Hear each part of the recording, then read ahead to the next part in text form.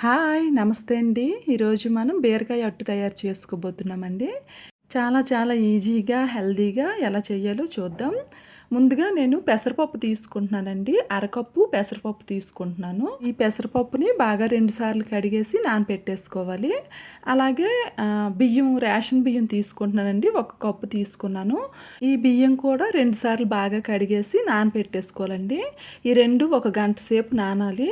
ఒక గంట తరువాత ఒక మిక్సీ జార్ తీసుకొని మనం నానపెట్టుకున్న బియ్యము, పెసరపప్పు వేసేసుకోవాలి. ఇందులో మనం బీరకాయ చిన్న చిన్న ముక్కలు కట్ చేసుకున్నానండి. బీరకాయ ఒక 2 కప్పుల వరకు వేసుకోవాలి. బీరకాయ ముక్కలు చిన్న పీసెస్ కట్ చేసుకున్నాను. మీకు బీరకాయ తొక్క ఇంట్లో ఉంటే దాన్ని కూడా ఇలా తయారు చేసుకోవచ్చండి. అలాగే ఇందులో 1 ఇంచి అల్లం ముక్క, ఒక 4, 5 పచ్చిమిరపకాయలు, 1 టేబుల్ స్పూన్ జీలకర్ర, కొంచెం అంత కరివేపాకు, 2 స్పూన్ల వరకు ఉప్పు వేసుకుంటున్నాను టేస్ట్ తగ్గట్లుగా. వీటిని బాగా మనము మెత్తగా మిక్సీ పట్టేసుకోవాలి. మిక్సీ పట్టేసుకొని వేరే బౌల్లోకి తీసేసుకొని ఇందులో చిన్న చిన్న ముక్కలుగా కట్ చేసుకుని ఒక ఉల్లిపాయ చిన్న చిన్న పీసెస్ కట్ చేసుకొని వేసుకోవాలి. అలాగే కొత్తిమీర కొద్దిగా వేసుకుంటున్నానండి. వీటన్నింటినీ బాగా కలిపేసేసి మనము పెనము పొయ్యి మీద పెట్టేసుకొని ఆయిల్ వేసుకొని అట్లుగా వేసుకోవాలి.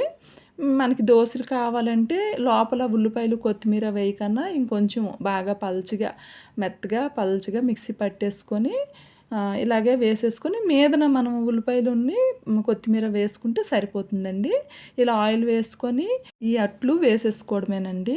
ఈ అట్లు చాలా చాలా టేస్టీగా ఉంటాయి. మనకు అసలు చట్నీలు ఏమీ అవసరం లేదండి. అన్నీ ఇందులో మనం వేసుకుంటున్నాం కదా, ఒట్టి అట్లే తినేయొచ్చు.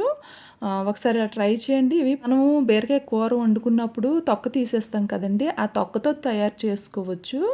ఆ వేస్ట్ కాకన్నా ఈ బీరకాయ ముక్కలను బదులు ఆ తొక్క వేసుకొని అట్లుగా వేసేసుకోవచ్చు. చాలా చాలా టేస్టీగా ఉంటాయండి. చిన్నప్పుడు చేసి పెట్టేవారు.